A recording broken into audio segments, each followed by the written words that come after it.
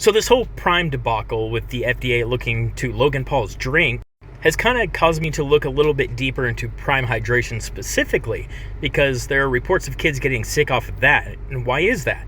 Also, both Prime Energy and Prime Hydration are not regulated by the FDA, so whatever claims they make in advertising may or may not be true. So after I heard about kids getting sick from Prime Hydration, I wondered why that is. And in their advertising, Prime says that they have way more electrolytes in comparison to other sports drinks, and there's a reason for that. And the following information I got was from this video that was posted 3 months ago, before this controversy started, by the food theorists. I suggest you watch this video because it's very informative. But to break down what they said, Prime says they have about 850 electrolytes in their drink. And the researcher in this video actually defined what electrolytes meant. They come in 3 categories: potassium, magnesium, and sodium. And this is where other sports drinks differ. Prime has 700 milligrams of potassium, which is really high and really doesn't do much for you when replenishing your sweat. It turns out that the best replenisher is sodium, which if you look at the 3 here in comparison, the best drinks to drink are Powerade and Gatorade if you want to replenish your sodium or electrolyte balance. Potassium, however, is not that beneficial. In fact, in high levels, potassium can be dangerous, and if kids are drinking a lot of these drinks, they're taking in high levels of potassium.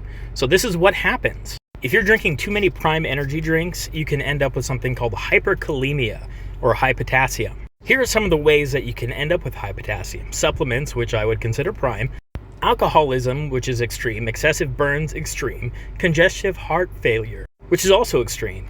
If you've been drinking a lot of Prime, you should look at the symptoms of high potassium: tiredness or weakness, a feeling of numbness or tingling, nausea or vomiting, trouble breathing, chest pain, heart palpitations, or irregular heartbeats. In extreme cases, high potassium can cause paralysis. If you've just consumed a large amount of Prime, you should probably call 911 or go to the doctor, especially if you're experiencing any of those symptoms above.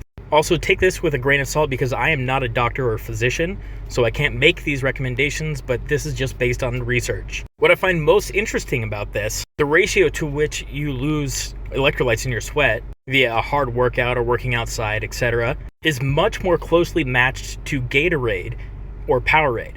And that's because those drinks are replacing the sodium that you need. Prime, you're not really getting that effect, which might explain the sweeter taste of Prime. Here are some other comparisons they made, stating that Body Armor also wasn't that great for you. BioSteel is a little bit better, but you want to aim for Gatorade and Powerade. By the way, I'm not sponsored by them. And the way they are marketing to kids is also not okay, and that I might talk about in that part 2.